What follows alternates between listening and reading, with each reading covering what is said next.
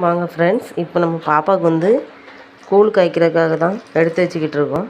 நான் ஒரு 4:30 போல் வந்து பாப்பாவுக்கு வந்து கூழ் காய்ப்பேன். ராகி கூழ் ஃபஸ்ட்டு மாவை வந்து கரைச்சிக்கிடுவோம்.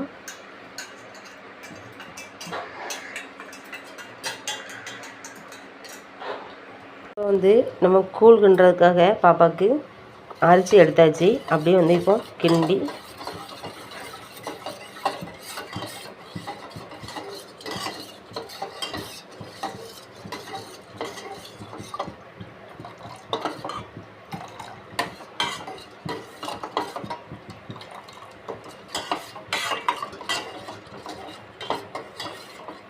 வந்து காய்ச்சி கொஞ்சம் நாட்டு சர்க்கரையும் போட்டு இறக்கி பாப்பாவுக்கு கொடுத்துட வேண்டியதான்.